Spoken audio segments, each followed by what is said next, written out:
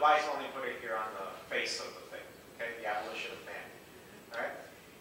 For anything else that you want to get on your device, whether it's Nook or any other reader, even the Kindle itself, there's other folders like the pictures, for example. If you wanted to put photos on your device and manage them there, just transfer your photos on there. See, that's me at New Year's. Okay?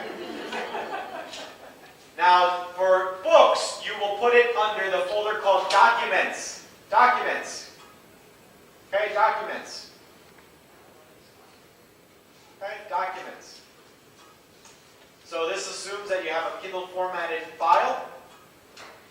Kindle format, this is because of the Kindle. If you have the Nook and you're doing this manually like this, you just have to transfer the EPUB book. Where is the EPUB book? Well, it's under your Documents because you downloaded that already, right? Hopefully. My Digital Editions, and there's the EPUB book, the candidates. Right? There's the EPUB book, the candidates. No, what was that? When you see that kind of an icon, it usually means you can't open it. Well, yeah. Well, what's managing it right now is the Adobe, this one, the Adobe Digital Editions. Right? So we can transfer this over. It won't work, by the way, on the Kindle, but we'll just try anyway. Okay. This is just an example to show you how to transfer something. Okay. So copy over to, where's Documents folder? Okay. Great. Now I have it on there. And now I can disconnect and try to find it. It won't work on the Kindle because it's not a Kindle formatted book. But it will work on the Android, it will work on the Nook, it will work on any other device that takes EPUB books. Okay? The Kindle Special shows you why. Because it jumps to the website, and then the website you have to tell it where you would like to save the file. Because it's a specific format for the file. It's a Kindle formatted file. So either you send it to your device or you send it to your computer. At that point, if you send it to your computer, you do the exact same thing. But you transfer the Kindle formatted file, not the EPUB book. Okay? The EPUB book is for everything else. There is a thing on here, Overdrive for Kindle. Yes. Download. Is that what I should download? Yep. Okay. Overdrive for Kindle. Got it. Okay. Okay. Questions so far about the audiobooks, and then we'll come back to transferring it. I'll summarize it in my slideshow. But audiobooks, is that sort of understood? Don't be shy. Just quick, What's the difference between the Kindle and the Kindle Fire? The regular Kindles, all the other Kindles. The Kindle Fire is full color. 2, it has more processing power and memory and hard drive space. 3, it has a better browser for your web experience and whatnot. And it's able to utilize and manage applications, right, programs. All the other Kindles are only mainly used for reading a book, for their readers, for the majority of the part. You could still listen to audiobooks, and you could see pictures for some of them, but their main purpose is for e-books only. Okay, while the Kindle Fire is a full entertainment type of thing, like the iPad or the Nook Color or even the Android that she just left and was concerned about. Okay. Yeah. Just quickly, to get onto the audiobook onto a disc, you do it right once it's on your computer, then you can burn to a disc? Yeah, then you can burn to a disc. Once it's on your computer and you download it through this software, through the Overdrive Media Console. Okay, then you can burn to a disc. Then you can use the software to burn it onto a disc. Okay? Man, that vampire book is big. Okay? Yeah, just that one part. 97%, almost there. Alright, so questions so far about the audiobooks? Okay, then we'll jump back to ebooks, because I know that's everyone's interest. I know. That's what. So audiobooks is understandable, the software you'll need Overdrive, right? Now this is where it gets a little confusing, okay? Even if it hasn't been confusing enough already.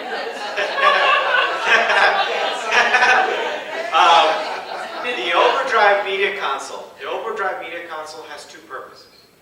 When it's on your computer, okay, it primarily manages audiobooks. Okay? When you're using a device like the Nook Color or the Kindle Fire or the iPad, etc., or any other Android platform random device, you can still download the Overdrive Media Console, but it takes on multiple uses. The Overdrive Media Console will manage books as well, will manage ebooks, and will manage audiobooks. Okay? So when you use your device itself to download books from the library, the Overdrive Media Console will, when you download it, will send it to the app or the program called Overdrive Media Console. That's where you'll manage it and read the book. Okay? An example is, I'll pass this around. You can play around with my phone if you want. Just don't call anybody. Okay? I downloaded the Overdrive Media Console app. Okay? And it will list the books that you download from the library directly, if you're doing it directly from your phone or your device, from your Note Color or your, excuse me, not from your Note Color, from Amazon Kindle or from your iPad or Android platform devices. Okay? So Overdrive Media Console in this case does more than just the audiobooks. Okay? On the computer, it mainly focuses only on the audiobook portion. But But I can't put the overdrive on a computer and then transfer it to the call. I can't do that. what's that? The overdrive media. Can I put it on the computer and then transfer it to the call? Yes, you can. If you're doing audiobooks. If you're doing eBooks, you wouldn't use Overdrive. You would use the Adobe Digital Editions to do that. You would use the software For the books, for the books. not the audiobooks. No, the audiobooks would require the Overdrive Media Console like you But saw. once I get the overdrive media on Note, then I wouldn't have a problem with the audio. I would still always have to use the computer. So this is where you're getting confused. The Overdrive Media Console does not go on your device. Okay, that's Yeah. what I thought originally. That Goes it on wasn't the- compatible. Okay. Yeah, it goes on your particular, on the computer for your So then on the color, you can never download MP3 books to listen to directly. direct. Always go through the computer. If you're looking to use it for the library, if you're getting books from the, if you're getting audiobooks from the library, yes. You can get audiobooks, but from the Barnes and Noble site. I mean, and- free books. That's what Oh, yeah. Yes, free books. Yep. So let me just recap this. So let me go back to my show here. Okay. So let's just go over to make sure it's clear about checking out. Okay. So the software that you'll need. Let's recap that. The software that you'll need is the Overdrive Media Console on your computer and Adobe Digital Editions. Okay. So you need to put that both on your computer. If you want to manage the stuff on your computer, and if your device does not have the capability of managing the books and the audiobooks all on its own, and you require the computer to do the transfers, you'll need the software to get that accomplished. Okay? Now, if you don't have or you don't need the software, I know this is hard because of this reason. And I know this is why it's hard for some people. There's two ideas here. On your computer and then transferring to your device, so that's indirectly, and directly. But the direct part is something new. It's a new evolution in these devices. If this was 3 years ago, a lot of these devices were incapable of doing any of this stuff, right? Using it independent of the computer. Now they are. So, but only a few devices have the technology and the resources to do that and work independently. Okay? So that's why there's in one of my classes, people were just upset because I didn't talk too much about the device itself independently. I was like, well, why do I have to use the computer? Well, why do I have to use the computer? Well, you're looking at it from the same standpoint that kids look at why you can't use a computer because you're of a different generation type of thing, right? So, right, you are now in the era where the mobile devices are independent of the computer, where you can use the device all on its own without touching the computer. And you're like, why do I need the computer anymore?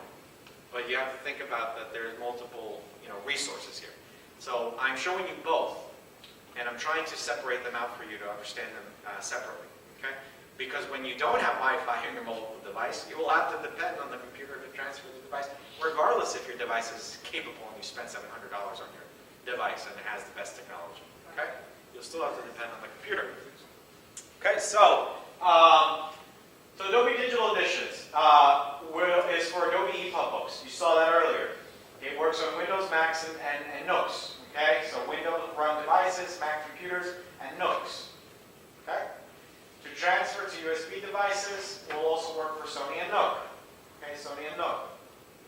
Not meant for Kindle. The Adobe Digital Editions is not meant for the Kindle. So if you're looking to manage, either your books The Adobe Digital Edition software does not do that. Okay? I showed you how to do that. You just grab the book once you download it and transfer it over to your Kindle in the My Computer section. I'll review that again here. But it requires activation of an Adobe ID when you register your Adobe Digital Editions. Okay? I think that's where that was. That was in the very beginning when you put in your library code. No, I never installed. I already had installed Adobe Digital Editions. Oh, okay. This was assuming that you have not installed. When you install it for the first time, it will ask you to register an ID with Adobe. Oh. Where did we get that ID? From Adobe.